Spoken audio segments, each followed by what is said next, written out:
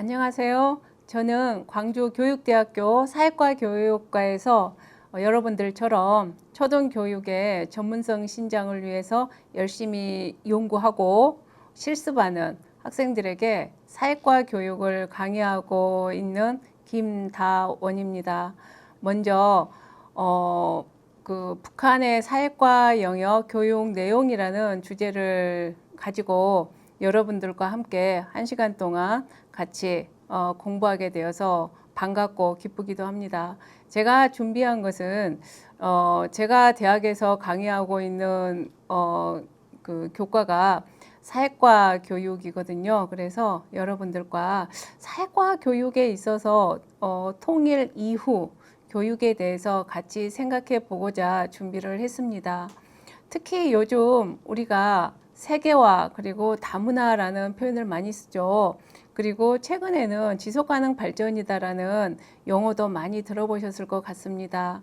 그래서 통일 이후 사회과 교육에 있어서의 교육도 이러한 변화된 사회의 환경들을 반영해서 사회과 교육을 생각해 봐야 되지 않을까라는 생각을 했습니다.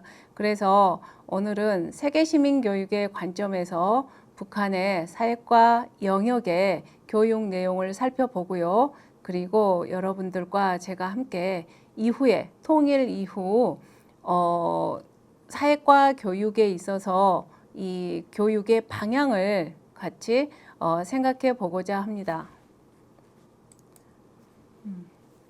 앞에서 간단히 설명은 드렸지만 세부적으로 제가 본 강의 주제를 준비하게 된 배경을 말씀드리겠습니다. 우리는 긴 분단의 역사를 가지고 있죠. 그러다 보니 남한과 북한 두 지역에 있어서 이질적인 사회 문화가 많이 발달되어 왔습니다. 그래서 현재 세대와 미래 세대가 공유할 수 있는 그러한 새로운 어떤 환경을 마련해 주는 것은 굉장히 필요하다라는 생각을 했고요. 둘째는 통일 이후 북한 학생들에게 글로벌 사회에서 함께 살아갈 수 있는 그러한 역량을 키워줄 교육이 필요하다라는 생각을 했습니다. 다음에는 통일 교육에서 통일 이후를 생각하면서 민족의 공동체 형성과 더불어서 글로벌 사회에서 글로벌 시민으로 남한과 북한 학생들이 같이 살아갈 수 있는 그러한 역량을 함양해 주기 위해서는 세계 시민 교육의 관점에서 우리가 통일 이후의 교육을 준비해 볼 필요가 있다라는 생각을 했습니다. 또한 북한의 사회과 영역의 초, 중학교 교육과정 내용을 토대로 해서 사회과 영역의 학습 내용을 파악해 보고요. 세계 시민교육의 관점에서 북한의 소학교와 그리고 초급 중학교 수준에서 이루어지고 있는 사회과 영역의 교육과정과 교과서 내용을 토대로 현재 학생들이 학습하고 있는 그리고 북한에서 행하고 있는 교육의 실상을 파악해 보고자 합니다. 또한 통일 이후 남북한 간 이질성을 극복하고 글로벌 사회에서 공존과 상생을 위한 교육의 대안으로 사회과 교육에서 세계 시민 교육과 연계하여 어떻게 교육할 것인가, 이러한 교육의 필요성 그리고 방향을 파악해 보는데 본 강의의 배경과 본 강의에서 제가 말하고자 하는 방향을 설정을 했습니다. 앞에서 말씀드렸던 6가지 항목들을 잠시 정리해 보면 본 강의에서는 북한의 사회과 교육의 영역에 해당하는 교육 내용들을 한번 살펴볼 것이고요. 더불어서 이러한 교육 내용을 세계 시민 교육의 관점에서 우리가 살펴보고 그리고 통일 이후 이러한 세계 시민 교육의 관점에서 사회과 교육의 방향을 어떻게 잡아갈 것인가, 이 부분에 대해서 같이 생각해 보고자 합니다.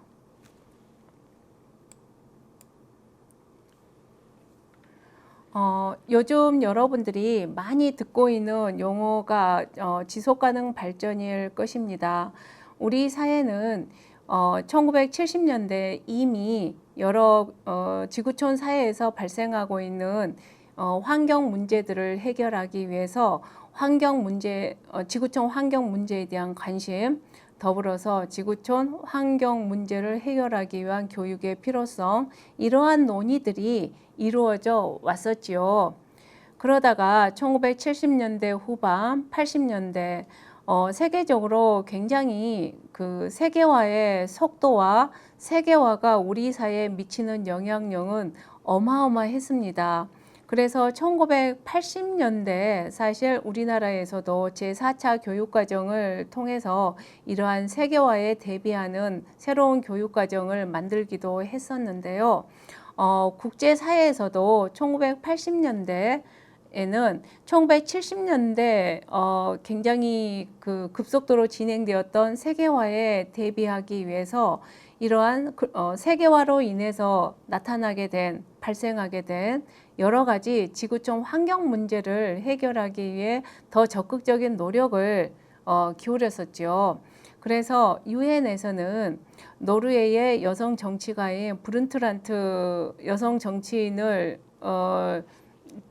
정치인에게 의뢰해서 향후 지구촌 사회에서 그 환경 문제를 해결하면서 지속 가능한 평화로운 지구촌 사회를 만들기 위한 여러 가지 그 방안을 강구하도록 요청을 했었지요. 그래서 브룬트란트를 중심으로 해서 세계의 관련 석학들을 중심으로 해서 지구촌의 문제들을 여러 가지 관점에서 짚어보고, 그리고 향후 우리 지구촌 사회가 지향해야 될 바를 브룬트란트 보고서에 담아냈습니다. 그 브룬트란트 보고서에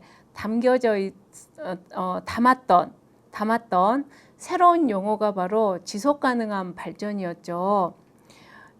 이 지속가능한 발전은 어찌되었든 지구촌 사회는 지속적인 성장보다는 지속 가능한 성장을 해야 된다라는 지구촌 사회의 새로운 하나의 패러다임을 제시했다고 볼 수 있습니다. 그래서 1992년 유엔 총회에서는 브라질의 리우데자네이루에서 개최되었었죠. 거기에서는 지구촌 사회의 지속가능 발전을 어찌됐든 지구촌 사회가 공동으로 관심 갖고 추진해야 될 하나의 새로운 방향으로 설정하고, 그때부터 지구촌 사회에서는 지속가능한 발전, 그리고 지속가능한 발전을 이뤄내기 위한 학교 교육의 필요성, 이러한 얘기들을 하기 시작을 했습니다. 그렇다면 그 이전의 환경 문제 중심의 어떤 논의, 그리고 환경 교육이라는 것과 지속가능 발전 교육은 어떻게 다른가라는 것이겠죠. 지속가능 발전은 어찌됐든 환경에 중점을 두기는 하지만 이러한 환경의 문제는 환경 자체에 대한 어떤 그 환경 자체에 중점을 두고 그 문제를 해결하는 것보다는 환경과 관련된 경제적인 측면, 사회적인 측면, 문화적인 측면, 이러한 측면들과 상호 관계적인 입장에서 지구촌 환경 문제를 바라봐야 된다라는 그러한 입장입니다. 그래서 기존의 환경 문제를 좀 더 사회적인 측면, 경제적인 측면으로 확장시키면서 상호 관계적인 측면에서 바라보게 했다라는 부분에 있어서 기존의 환경 교육과는 좀 더 다르다라는 것을 보여주었습니다.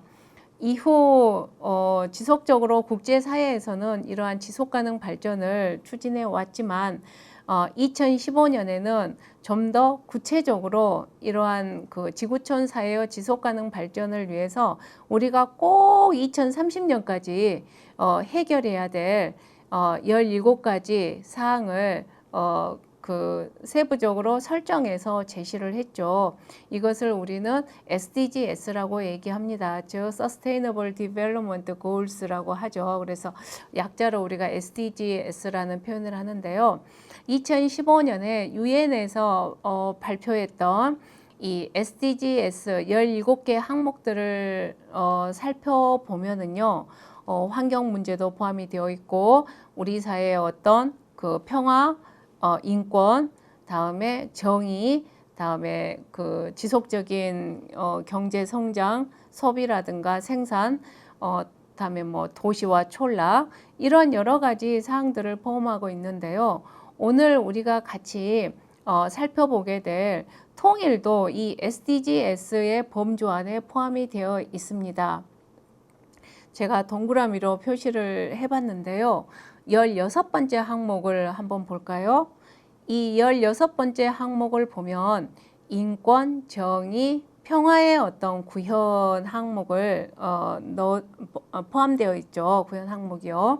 예, 그래서 인권, 정의, 평화 영역 안에 오늘 우리가 같이 살펴보게 될 통일이 포함된다라고 볼 수 있습니다.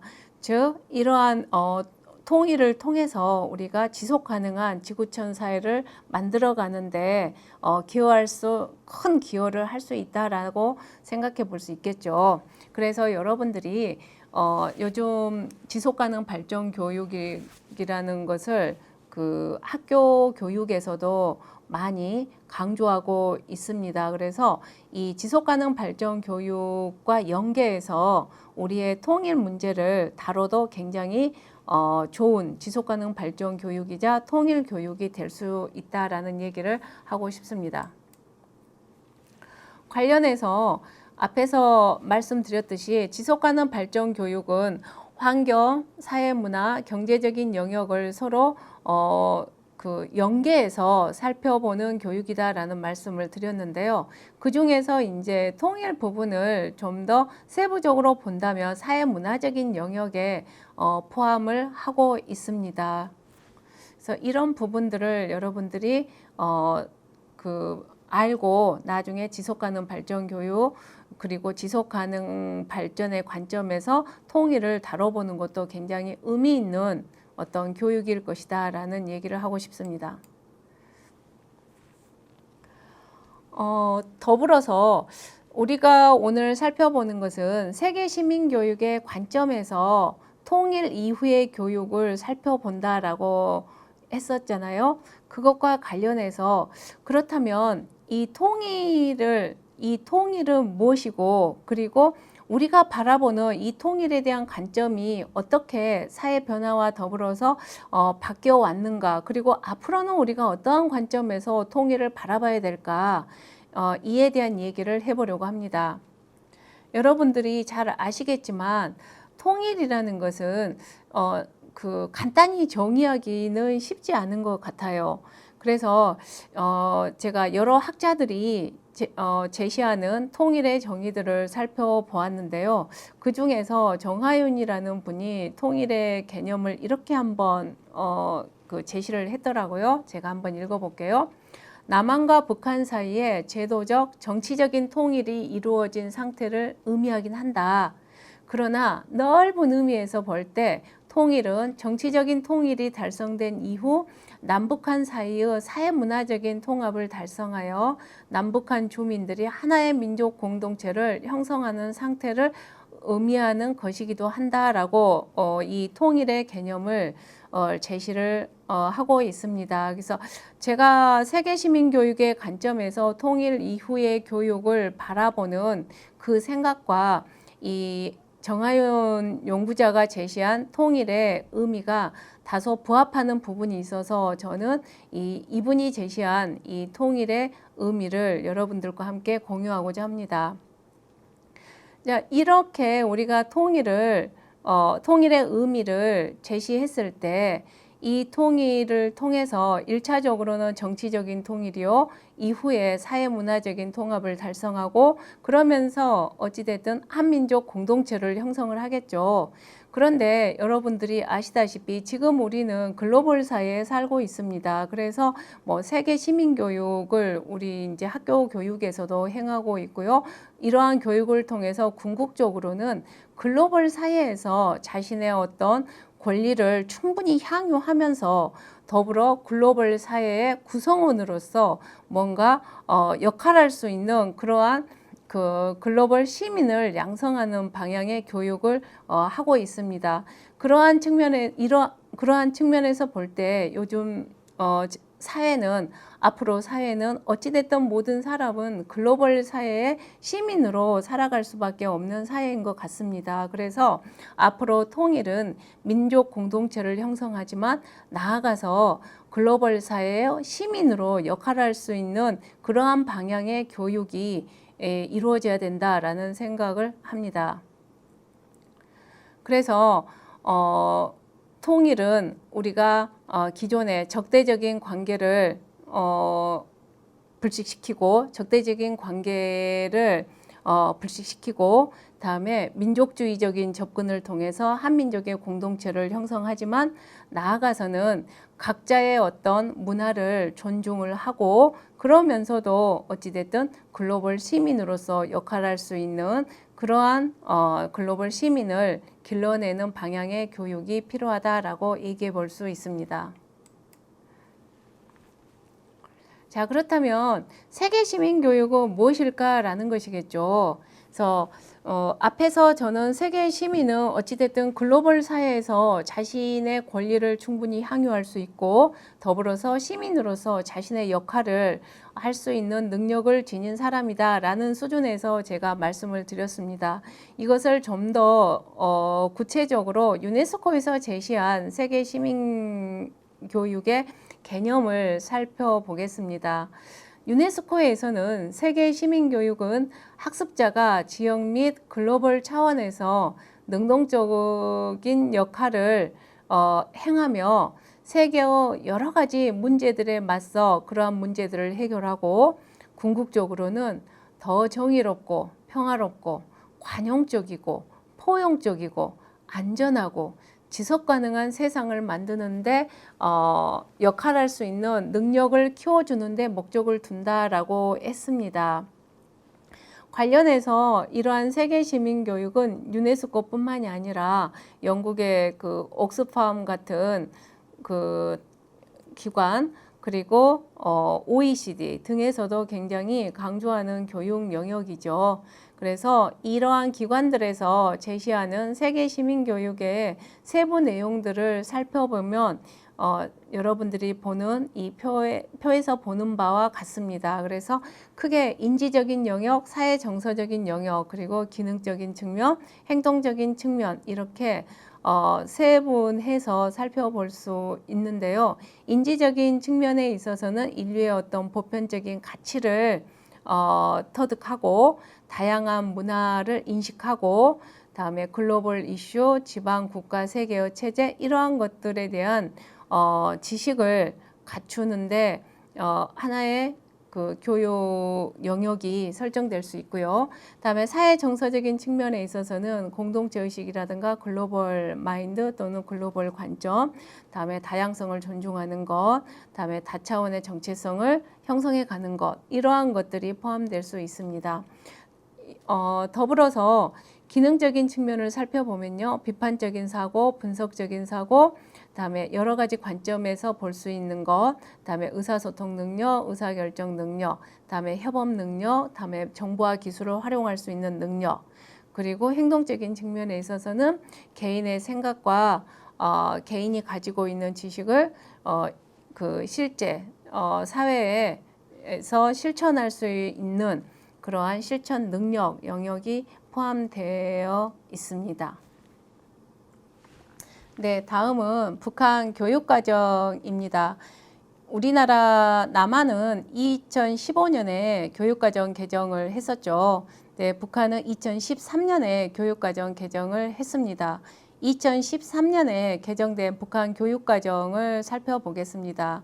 북한의 교육과정을 보면 교육과정의 영역을 정치 사상 교과 영역, 어학 인문학 교과 영역, 자연과학 교과 영역, 기술 교과 영역, 예체능 교과 영역, 그리고 비교과 활동 영역으로 구분해 볼 수 있습니다.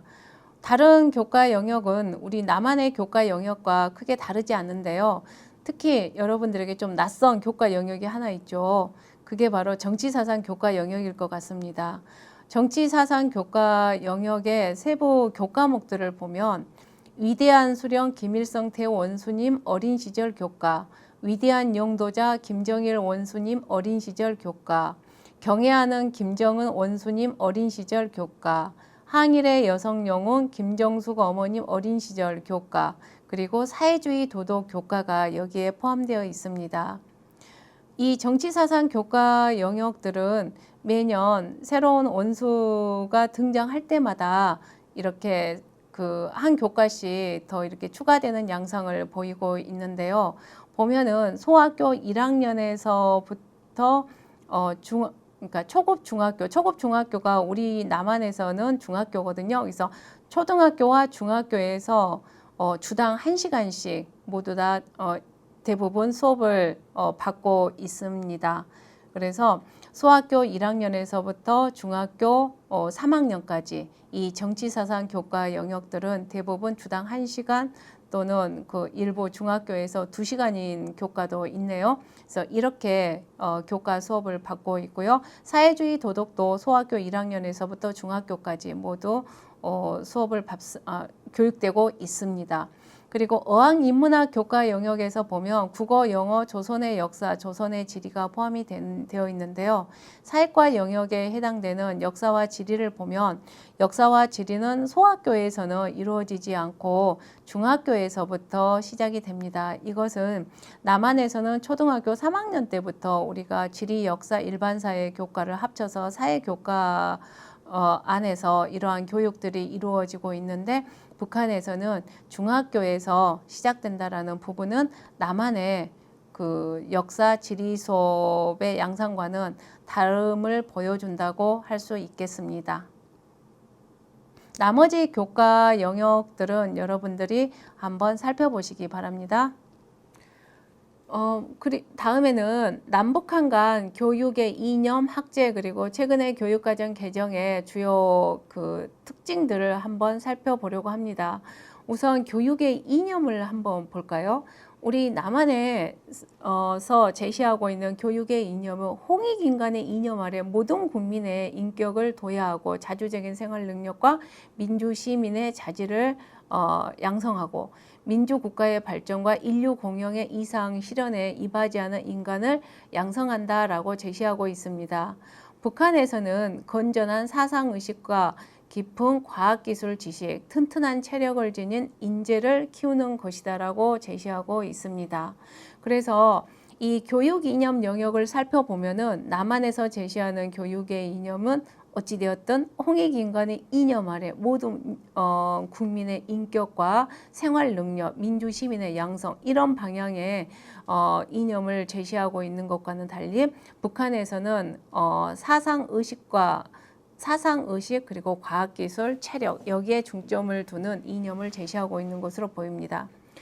학제는 많은 차이가 있는 것은 아닌 것 같습니다. 그죠? 그래서 남한에서는 초등 6년, 중학교 3년, 고등학교 3년이고 북한에서는 유치원 1년, 소학교 5년, 우리의 중학교에 해당하는 초급 중학교 3년, 고급 중학교, 고등학교가 3년 이렇게 학제가 편성되어 있습니다. 다음에 가장 최근에 개정된 교육과정의 특징들을 살펴보면요. 우리 남한의 2015 개정 교육과정에서는 핵심 역량을 함양한다, 창의 융합형 인재를 양성한다. 다음에 뭐 적성과 특기를 고려한 진로 탐색에 진로 탐색을 강조한다. 이런 부분들이 포함된 반면에 북한에서는 새로운 세기의 인재, 그래서 창조형이라든가 실천형 이런 부분은 우리 남한의 창의 인재 이런 측면에서 생각해 볼 수 있을 것 같습니다. 그 외에 일반 지식, 현대적인 기초 지식, 창조적인 능력을 함양하는 교육, 더불어서 혁명적인 세계관을 지닌 혁명의 인재를 양성한다라는 것, 이 부분이 우리 남한에서 찾아볼 수 없는 특별한 그 교육과정의 개정 교육과정에서 내세우고 있는 교육의 방향이다라고 볼 수 있을 것 같습니다. 학교급별 교육 목표를 보면은 남한의 경우는 초등학교에서는 일상생활과 학습에 필요한 기본 습관, 기초 능력, 인성, 생활 습관 여기에 중점을 둔 반면에 북한에서는 혁명적인 세계관의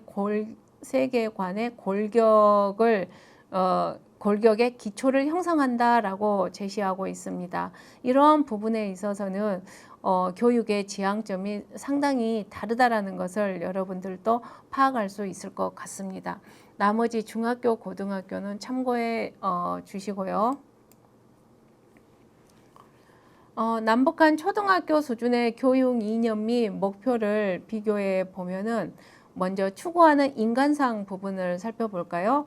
그래서 남한의 경우는 우리나라의 교육은 홍익 인간의 이념 아래 모든 국민으로 하여금 인격을 도야하고 자주적인 생활 능력과 민주 시민으로 필요한 자질을 갖추게 함으로써 인간다운 삶을 영위하게 하고 민주국가의 발전과 인류 공영의 이상을 실현하는 이러한 데 교육의 목적을 두고 있는 것과는 달리 북한에서는 소학교 교육의 목적은 혁명적 세계관의 골격의 기초를 형성하면서 학생들이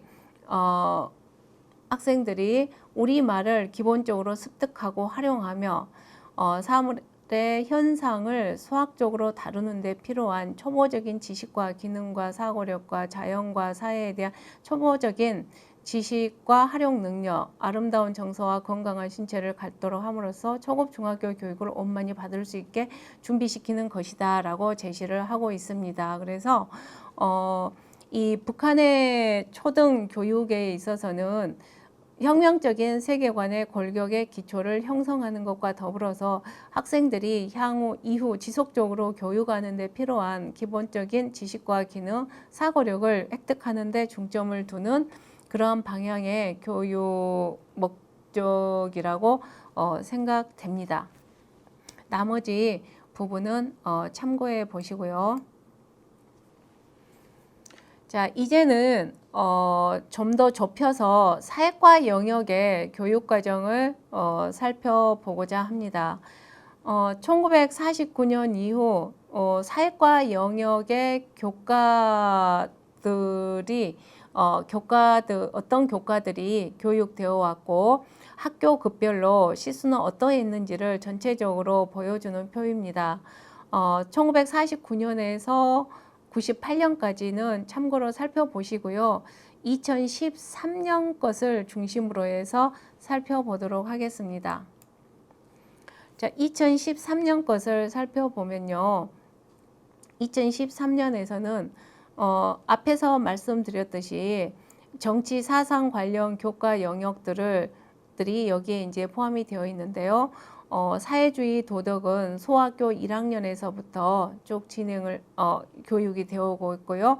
조선 지리와 조선의 역사는 초급 중학교 1학년에서부터 진행을 하고 있습니다. 그래서 조선 지리와 조선의 역사는 소학교에서는 교육되지 않고 중학교 영역에서 교육이 시작된다라는 것을 알 수 있죠. 그리고 여기서 하나만 조금 더 볼까요? 사회주의 정치 사상 영역의 교과들을 보면은 1998년에는 김일성, 김정일을 중심으로 하는 그런 교과들이 교육되었지만 2010년에는 거기에 항일의 여성 영웅 김정숙 어머님 어린 시절 교과가 하나가 추가됐고요. 그리고 경애하는 김정은 원수님 어린 시절 교과가 또 하나 추가가 됐죠. 그래서 이런 그 영역의 교과들이 추가되다 보니까 대신 다른 영역의 교과 시수들이 하나씩 줄어드는 그러한 양상을 보이기도 합니다. 다음은 남한과 북한의 사회과 교육 영역의 세부적인 목표와 내용들을 한번 살펴보겠습니다. 남한의 사회과 교육과정을 보면은 가나다라 부분, 이게 이제 2015 개정 교육과정에서 제시해 놓고 있는 사회과 교육의 세부적인 목표 영역들이죠. 간단히만 한번 살펴볼까요? 그래서 사회의 여러 현상과 특성을 그 사회의 지리적인 환경, 역사적인 발전, 정치, 경제, 사회, 제도 등과 관련지어 이해하도록 한다. 다음에 지역에 따른 인간 생활의 다양성을 파악하고 지역, 국가, 세계적인 수준의 지리 문제와 쟁점에 관심을 갖게 한다. 다음에 우리나라 역사적인 전통과 문화의 특수성을 파악하여 민족사의 발전상을 체계적으로 이해한다 등등. 그리고 라는 사회생활에 관한 기본적인 지식과 정치, 경제, 사회, 문화 현상에 대한 기본적인 원리를 종합적으로 이해하고 여러 가지 여러 가지 문제를 파악한다라는 수준의 세부 목표들을 제시하고 있습니다. 반면 북한의 사회과 교육의 그 목표 영역들을 보면은요, 정치, 사상, 교양, 교육 영역에서는 원소님의 위대성을 체득하고 주체 혁명 위협의 계승자를 양성한다라는 것, 그다음에 사회주의 도덕 교과. 우리나라에서 남한에도 도덕 교과가 있긴 하지만 북한의 사회주의 도덕 교과하고는 조금 다른 양상을 보이는 것 같습니다. 북한의 사회주의 도덕에서는 김정일 애국주의 정신을 심어주고 사회주의 도덕 교본과 질서의 초보적인 인식, 실천 행동 구현을 통해서 충직한 강성 국가 건설의 인재를 준비한다. 즉 충성스러운 어떤 그 국가에 충성하는 그러한 인재를 길러내는데 목적을 둔다라는 수준에서 해석해 볼 수 있을 것 같습니다. 다음에 조선의 역사를 볼까요? 역사 교과는 정통 국가들의 형성과 발전, 침략 투쟁, 민족문화유산 학습을 통해서 민족적인 긍지와 자부심을 키워주는, 그리고 애국주의로 무장시키는 데 중점을 둔다라고 제시하고 있고요.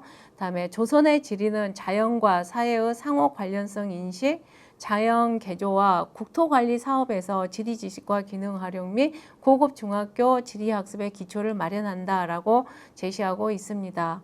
전체적으로 보면 남한의 사회과 교육 과정에서는 어찌됐든 학습자가 자신의 입장에서 사회의 여러 가지 현상들을 파악을 하고 그러면서 내적인 자질을 함양하면서 사회인으로 역할할 수 있는데 중점을 두는 그러한 그 교육의 세부 목표라고 볼 수 있는 반면 북한에서는 개인의 내적인 자질을 함양 측면보다는 국가를 위해서 뭔가 역할할 수 있는 그러한 인재를 양성하는데 보다 더 중점을 두는 그러한 방향의 교육 목표다라고 해석해 볼 수 있을 것 같습니다.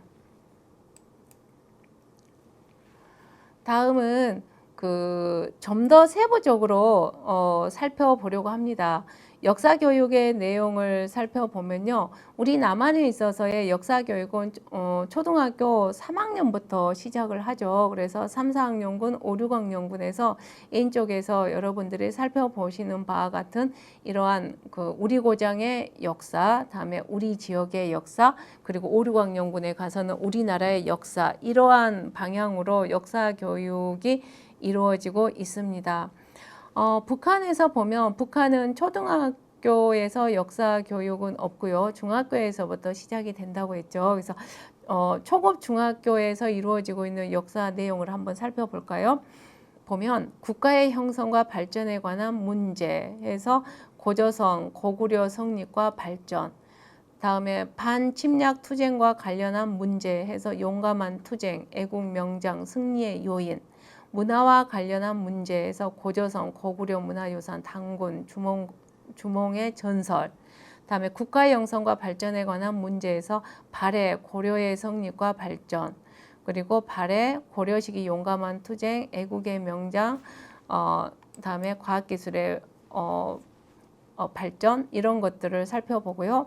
더불어서 문화와 관련한 문제에서 발해, 고려 시기의 문화적인 성과, 다음에 국가의 형성과 발전에 관한 문제에서 조선의 봉건왕조 성립 과정, 조선 봉건왕조의 용감한 투쟁, 과학기술의 역할, 조선 봉건, 이러한 역사 내용을 포함을 하고 있습니다. 그래서 우리 남한에서 남한 학생들이 배우고 있는 우리의 역사와 북한 학생들이 배우고 있는 역사는 많이 다름이 있다라는 것을 여러분들이 발견할 수 있을 것 같습니다. 우리는 이미 초등학교 과정에서 현재의 대한민국까지 모든 역사 학습을 마무리한 것과는 달리 북한에서는 중학교 과정에서도 중학교 3학년에 있어서도 조선의 봉건에 한정되어 있고요. 그리고 고려 다음에 신라 백제에 대한 학습 내용을 찾아보기는 어려운 것 같습니다. 네, 이것은 이제 그 조선 역사 교과목을 좀 더 세부적으로 제가 그 해석을 해본 부분인데요. 여러분들이 한번 참고해 보시면 될 것 같습니다. 다음은 사회과 교육 영역의 그 단원들을 한번 전체적으로 이렇게 살펴보았거든요. 그래서 위대한 수령 김일성 대원스님 어린 시절 교과에 포함되어 있는 그 단원명들, 다음에 김정일 원수님 어린 시절 교과목에 포함되어 있는 단원명들 등등 여러 교과목에 포함된 단원명들을 이렇게 살펴보면은 단원명 안에서 이 단원에서 어떤 내용들을 학생들이 학습하는지를 여러분들이 파악하는데 도움이 될 것 같습니다. 그래서 여러분들이 현재 초등학교 사회과 영역의 그 교과목의 내용들을 어느 정도 파악하고 계시는지는 모르겠지만 아마 그 남한 학생들이 배우는 사회과 교육 영역의 내용과 북한 학생들이 배우는 사회과 교육의 내용 영역들이 많이 다르다라는 것을 여러분들이 파악하셨을 것이고요. 이러한 것은 앞에서 목표에서 굉장히 자세히 설명을 해 주었죠. 그래서 그 세번 목표에서 제시한 바와 마찬가지로 남한에서의 어떤 사회과 교육은 학생들이 사회생활 하는데 필요한 영역의 어떤 교육이라면 북한에서의 사회과 영역의 교육은 상당히 사회주의 사상을 학습하고 더불어서 국가를 위해서 뭔가 역할을 할 수 있는 그러한 그 인재를 양성하는 데 중점을 둔다라는 것에서도 여러분들이 이 차이점을 다소 파악을 해볼 수 있을 것 같습니다. 세부적인 내용 부분들은 앞에서 어느 정도 설명을 한 것들이기 때문에 여러분들이 참고해 주시면 될 것 같습니다. 예. 하나 더 제가 더 말씀드리고 싶은 것 중에 하나가 여기 조선의 지리 부분인데요. 이 조선의 지리 부분을 보면 초급 중학교 영역을 한번 볼까요? 초급 중학교 중학교 3학 여기 초급 중학교 하나 여기 초급 중학교 1학년부터 한번 조금 보겠습니다. 여기에서 보면은 지리에서는 자기 지방 그죠? 자기가 살고 있는 지방, 다음에 지구일을 만들고 경의도, 경의선 알기, 다음에 우리나라 위치, 영역, 행정구역을 그려보기, 우리나라 주요 명승지들의 주요 분포들을 그려보기, 세계의 주요 대륙과 대양을 한번 파악해보기, 그리고 2학년에서는 지구의 공정, 그리고 계절의 변화, 다음에 우리나라의 주요 자원과 특산물, 다음에 자연재해, 그리고 우리나라 주변의 주요 나라들을 보면요, 몽골하고 일본하고 러시아하고 중국에 한정되어 있습니다. 그러죠? 우리 그 남한의 교육 과정에서 보면은 지리 학습은 이미 초등학교 3학년에서는 우리 고장, 4학년에서는 우리 지역, 5학년에서는 우리나라, 6학년에서는 세계 여러 나라까지 모두 다 학습이 마무리된 상태잖아요. 그런데 북한에서는 중학교 과정에서 자기 지역, 자기 지방, 다음에 우리나라 학습을 하고요. 세계에 포함되어 있는 지역들을 보면은 일본, 러시아, 중국 이 수준의 세계 지역에 대한 학습에 한정을 하고 있다는 것도 우리가 눈여겨볼 필요가 있습니다. 특히 제가 세계시민교육의 관점에서 사회과 교육 내용을 한번 살펴보자라는 주제를 선정하게 된 큰 배경 중에 하나가 여기에 있었습니다. 우리는 어찌됐든 세계 여러 나라를 구석구석 세부적으로 살펴보지는 못하더라도 유럽, 아프리카, 다음에 아시아, 북아메리카, 남아메리카 그리고 오세아니아까지 전체적으로 이렇게 살펴보는 그러한 그 지리 학습을 진행을 하고 있는데요. 북한에서는 어찌되었던 북한 중학교 수준에서도 접할 수 있는 세계의 지역들은 몽골, 일본, 러시아, 중국 이 수준에 한정되어 있다는 것이 굉장히 향후 우리가 세계 글로벌 사회에서 역할할 수 있는 시민을 길러낸다라는 측면에서 보았을 때는 눈여겨볼 부분이다라는 생각이 들었습니다. 네, 여기에서 좀 더 이제 구체적으로 지리 교육 과정을 살펴보았는데요. 앞에서 설명을 했기 때문에 이 부분은 참고로 여러분들이 참고하는 수준에서 지나가려고 합니다. 다만 여기서 하나 더 이제 살펴보고자 하는 것은 초등학교 수준에서 우리는 이미 여러분들 한번 볼까요? 초등학교에서 세계 여러 나라들 그리고 통일 한국의 미래와 지구촌 평화라는 그러한 단원 학습까지 모두 마무리를 하죠. 그리고 중학교에서는 여러분들이 표에서 보시는 바와 마찬가지로 내가 사는 세계에서부터 더 나은 지구를 위한 노력까지 지구촌을 상당히 초등학교에 이어서 중학교 수준에서 좀 더 깊이 있고 좀 더 확장해서 지리 영역의 교육을 하고 있는 것과는 달리 북한에서는 아까 말씀드렸던 것처럼 일부 세계 지역에 한정하는 그 수준의 교육이 이루어지고 있다라는 부분은 앞으로 통일 이후 교육에서 우리가 많이 고려해야 될 부분이다라는 얘기를 하고 싶습니다. 자, 이제까지 저는 지속가능 발전 교육과 연계해서 이제 통일 교육을 살펴볼 필요가 있다라는 말씀을 드렸고요. 그리고 특히 세계 시민 교육의 관점에서 이제는 통일 이후 교육을 준비해야 된다라는 말씀을 드렸습니다.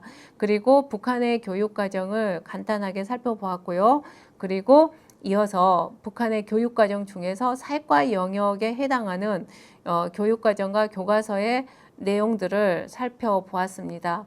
이러한 내용을 토대로 해서 북한의 사회과 영역의 내용을 전체적으로 살펴본다면 저는 여러분들이 보시는 바와 마찬가지로 이렇게 정리를 해보았습니다. 북한에 있어서의 사회과 영역의 교육은 북한 사회주의 국가 건설의 유용한 지식을 획득하도록 하고 김일성 일가에 대한 우상화, 사회주의 혁명 및 주체 사상을 습득하도록 하고 그것을 통해서 궁극적으로 사회주의 혁명가를 양성하면서 북한의 사회주의 국가를 유지하는데 다소 큰 목적을 두고 이루어지고 있다라고 저 나름대로 해석을 해봤습니다.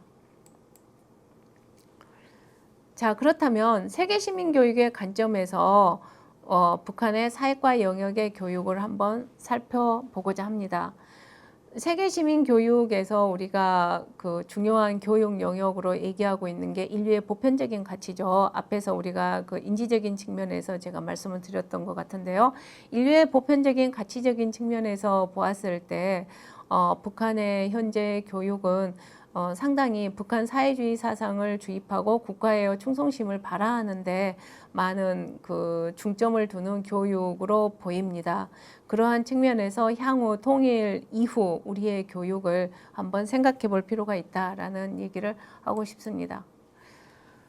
두 번째는 문화 다양성 가치의 인식 면에 있어서 보면은 특히 개인의 어떤 문화 정체성을 함양하고 이것을 토대로 해서 글로벌 사회의 다양한 어떤 문화들을 인식하면서 그러한 다양한 문화들을 존중하고 그리고 그러한 문화들과 그 문화들을 향유하면서 함께 공존하고자 하는 그러한 어떤 가치에 대한 교육이 필요하다라는 생각이 듭니다.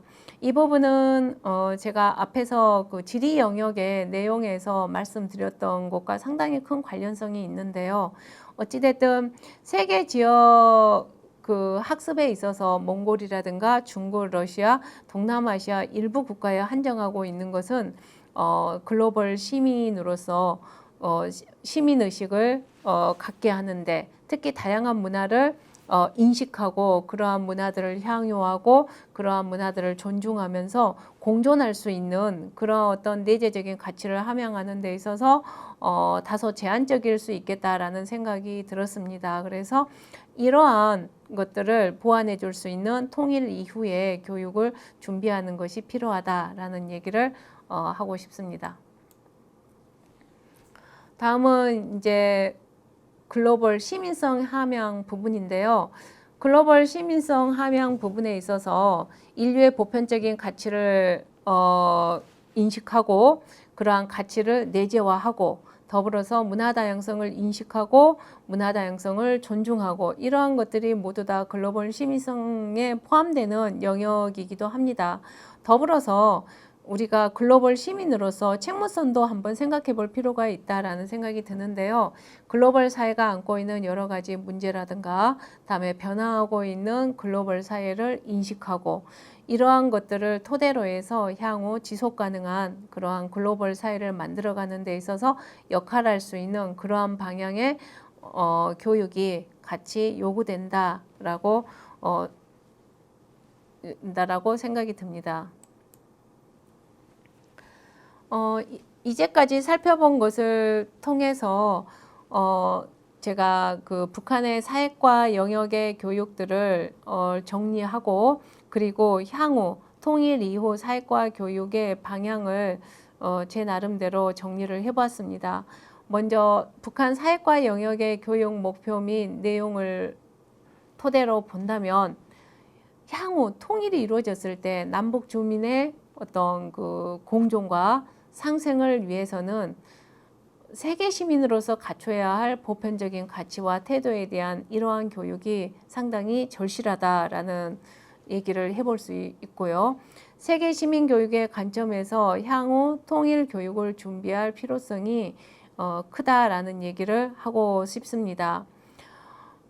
개인의 문화적인 정체성을 함양하고 글로벌 사회의 시민으로 역할할 수 있는 능력을 함양할 필요가 있다라는 것이고요. 글로벌 사회 현상을 파악하고 그러한 관점에서 문제를 분석할 수 있는 능력, 그리고 인간의 존엄성을 존중하는 기반 위에서 다양한 사람들과 상호작용할 수 있는 능력, 이러한 방향의 교육이 같이 병행될 필요가 있다라고 얘기하고 싶습니다. 더불어서 사회과 교육에 있어서 통일 이후에는 상당히 많은 준비가 필요하겠다라는 생각이 듭니다. 여러분들과 같이 앞에서 살펴본 것처럼 목표 영역뿐만이 아니라 세부적인 내용 부분에 있어서 현재 남한의 학생들이 배우고 있는 교육과 다음에 북한 학생들이 배우고 있는 내용이 상당히 다르다라는 것을 느끼셨을 것 같습니다. 더불어서 통일 이후에는 이러한 다름을 보완하면서 그 한반도에서뿐만이 아니라 글로벌 사회에서 같이 공존하고 그리고 글로벌 시민으로 역할할 수 있는 그러한 방향의 교육이 상당히 사회과 교육에서 요청된다라고 얘기할 수 있겠습니다. 마지막으로 어찌됐든 제가 1시간 동안 통일 이후에 사회과 교육을 어떻게 할까라는 큰 방향에서 현재 북한에서 이루어지고 있는 사회과 영역의 교육을 살펴보았는데요.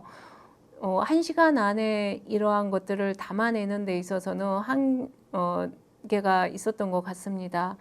더불어서 저는 여러분들이 앞으로 그 사회과 교육을 연구하면서 이러한 부분들을 좀 더 깊이 있게 연구해 보시고 이러한 부분에 대해서 좋은 어떤 대안들을 생각해 내 주셨으면 하는 바람을 드리고 싶습니다.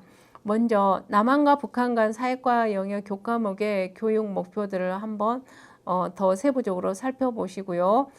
구체적으로 어떠한 차이가 있는지를 한번 정리해 보시고 그리고 세계 시민 교육의 관점에서 북한 교육 과정에서 나타난 문제점은 무엇인지 그러한 문제점들을 향후 통일 이후에 어떻게 해결해 갈 것인지 이러한 것들을 깊이 생각해 보는 그러한 기회를 가졌으면 좋겠습니다. 마지막으로 통일 이후 남북한 학생들을 위한 초등 사회과 교육 과정에서 고려해야 할 사항 이러한 것들을 여러분들이 이렇게 좋은 아이디어들을 꺼내 놓아 주신다면 향후 통일 이후 글로벌 시민을 양성하는 그 통일 이후의 사회과 교육을 만들어 가는데 큰 도움이 되지 않을까라는 생각을 갖습니다. 자, 이러한 도서들을 제가 참고 문헌으로 활용을 했습니다. 여러분들과 그 1시간 동안 북한에서 이루어지고 있는 북한의 사회과 영역의 교육들을 살펴보고 세계 시민 교육의 관점에서 향후 통일 이후 사회과 교육을 어떻게 만들어 가야 될지를 고민해 보는 그러한 내용을 담아서 여러분들과 함께 공유를 했습니다. 여러분들에게 어찌되었던 향후 통일 이후 사회과 교육을 설계하는데 다소나마 도움이 되었으면 좋겠습니다. 오늘 강의는 여기에서 마치겠습니다. 고맙습니다.